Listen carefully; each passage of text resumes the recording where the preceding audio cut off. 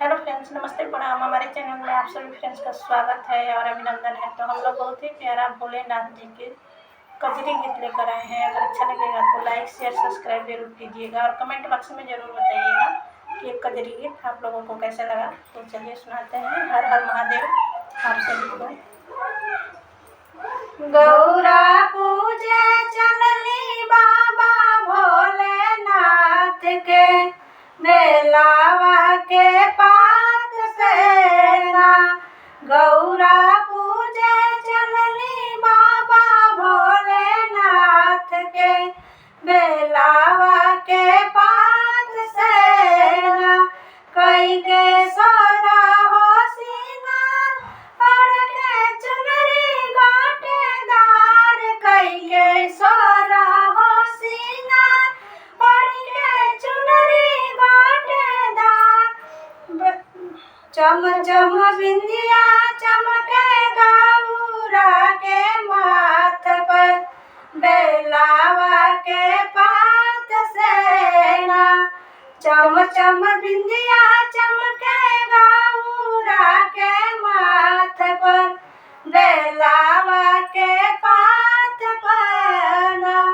गौरा पूजे चलनी बाबा भोलेनाथ के बेलावा के पात सेना। गौरा पूजे चलनी बाबा भोलेनाथ के बेलावा के पात सेना। चूड़िया खन के लाकानाई मेहंदी महावर लगाई। चूड़िया खन के लाकानाई मेहंदी महावर लगाई। रुझुन बाजेला पायलिया गौरा के पाँव में बेलावा के पात सेना। रुझुन बाजे पायलिया गौरा के पाँव में बेलावा के पात सेना। गौरा पूजे चलनी बाबा भोलेनाथ के बेलावा के पात सेना।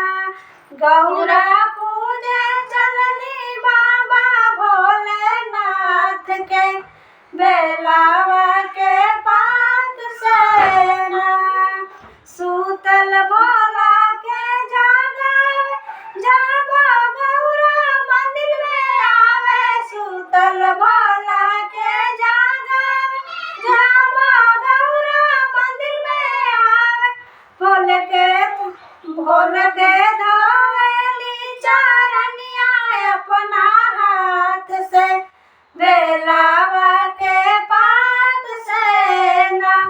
भोल के धोवेली चरनिया अपना हाथ से बेलावा के पात सेना।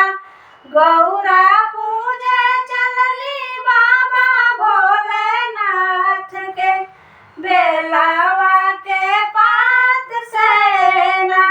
गौरा पूजे चलनी बाबा भोलेनाथ के बेलावा के पात सेना। दियले भोला बारादा भवानी के बड़े अटल सुहाग। दियले भोला बारादा भवानी के बड़े अटल सुहाग। गौरा आरती उतारे भवनाथ के बेलावा के पात सेना। गौरा आरती उतारे भोलेनाथ के बेलावा के पात सेना। गौरा पूजे चलनी बाबा भोलेनाथ के बेलावा से पात सेना।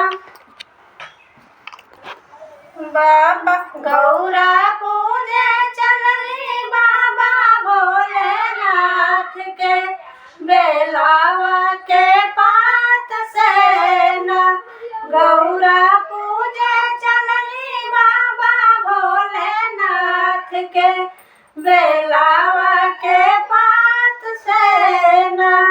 विमल लिखेली गजरिया करे शिवा के कर जरिया गावेली काजरिया करे शिव के कर जरिया शिव सलामत रखिया हमारो सोहाग के बेलावा के पात से ना शिव सलामत रखिया हमारो सोहाग के बेलावा के पात से ना गौरा पूजे चलली बाबा भोलेनाथ के बेलावा के पात से ना गौरा पूजे चलली बाबा भोलेनाथ के बेलावा के पात से ना।